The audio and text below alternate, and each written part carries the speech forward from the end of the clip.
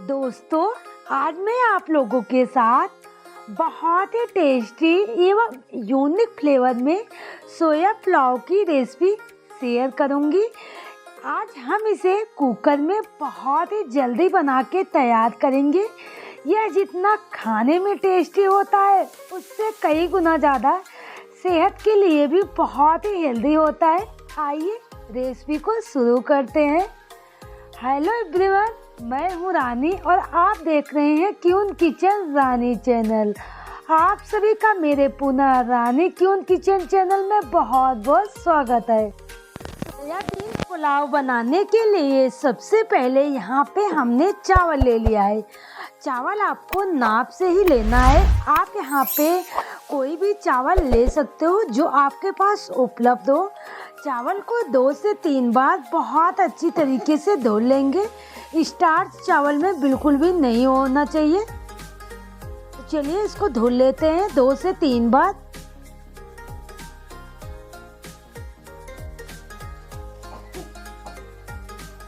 चावल को बहुत अच्छी तरीके से धुल के हम तैयार कर लिए हैं। यहाँ पे आप देख सकते हो। तब तक चावल को साइड में रख देंगे। यहाँ पे हमने 3 टमाटर ले लिया है। टमाटर को बहुत अच्छी तरीके से धुल लिया है। अब इसे थोड़े बड़े स्लाइस में काट लेंगे। तीनों टमाटर को काट लेंगे। टमाटर आपको थोड़ा पका हुआ लेना चाहिए। अगर कच्चे हो तो आप यहाँ पे टमाटर की मात्रा कम ले सकते हो। आप यहाँ पे मिर्ची काट लेंगे। मिर्ची आप अपने आवश्यकता अनुसार कम ज़्यादा ले सकते हो। तो मिर्ची काट के तैयार कर लेंगे।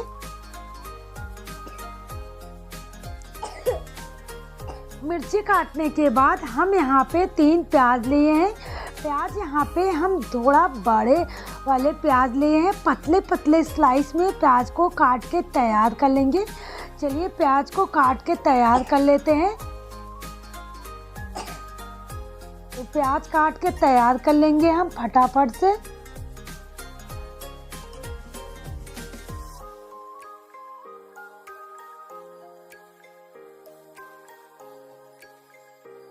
तो आप देख सकते हो प्याज हमारी कट के तैयार है।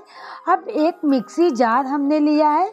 उसमें हमने थोड़ी सी लहसुन की कलियाँ, अदरक का 1 पिंच टुकड़ा और थोड़ी धनिया ले लेंगे और थोड़ा मिर्ची ले लेंगे। सारी चीज़ों को डाल के एक अच्छा सा पेस्ट बना के तैयार कर लेंगे। पेस्ट को आपको दरदरा ही पीसना है। इससे खिचड़ी में बहुत अच्छा फ्लेवर आता है अगर आप पीस के डालते हैं। वैसे भी हमारे यहाँ लहसुन को काट के नहीं डाला जाता है क्योंकि बहुत कम पसंद करते हैं। दांत के नीचे आता है तो वो बहुत ही बुरा लगता है। तो हम जब भी लहसुन डालते हैं वो पीस के ही डालते हैं। अगर आप चाहे तो काट के भी डाल सकते हो, बट इससे बहुत अच्छा फ्लेवर आता है। ठंड में वैसे भी खाना हरा भरा बहुत ही अच्छा लगता है, दिखने में भी और खाने में भी। धनिया को हमने पीस के साइड में रख दिया है मसाले को। अब यहाँ पे हम पानी को गरम कर रहे हैं और थोड़ा सा इसमें नमक डाल देंगे। नमक डालने से सोयाबीन में बहुत अच्छा फ्लेवर आता है। तो पानी को बहुत अच्छी तरीके से आपको गरम कर लेना है। पानी को गरम, जैसे ही हमारा पानी गरम हो गया, गैस को हमने यहाँ पे ऑफ कर दिया। अब सोयाबीन हमने डाल दिया है। इसे ढक दिया। मैंने 10 मिनट के लिए ढक दिया था। सोयाबीन बहुत अच्छी तरीके से फूल चुका है। अब इससे और ज़्यादा हम पानी में इसको नहीं छोड़ सकते हैं, नहीं तो बहुत ज़्यादा फूल जाएगा तो बिल्कुल भी अच्छा नहीं लगेगा। तो बस इसको इस प्रोसेस पे हम 2 से 3 बार ठंडे पानी से सबसे पहले धुल लेंगे, क्योंकि ये पानी अभी बहुत ही गर्म लग रहा है मुझे। तो मैं ठंडे पानी से धुल लूँगी 2 से 3 बार।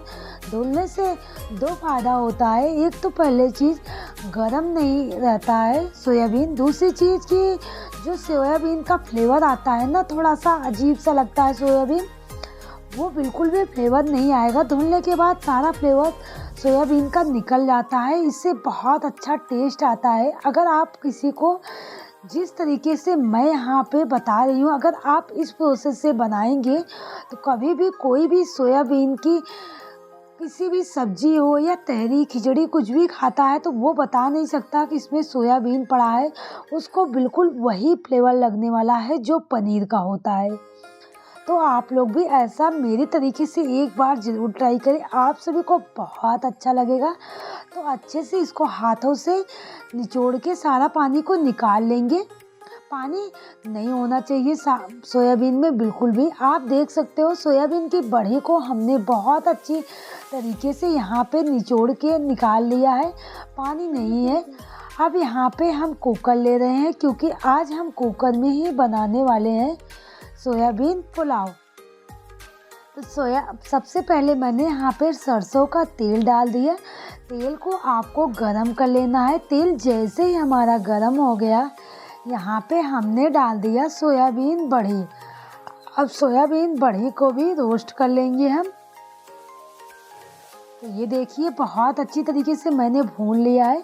कलर बहुत अच्छा आया है सोयाबीन का और बहुत ही बढ़िया भून के तैयार है। अब इसे साइड में रख देंगे। वही कुकर हम दोबारा यूज कर रहे हैं। सबसे पहले इसमें हम डाल देंगे तेल। तेल हमारा जैसे ही गरम हो गया, यहाँ पे थोड़ी सी तेज पत्ता, एक बड़ी इलायची, दालचीनी का टुकड़ा, एक चक्रफूल, थोड़ी सी काली मिर्च, लौंग, सारी चीज़ों को हमने यहाँ पे डाल दिया है और इसे चटकने देंगे।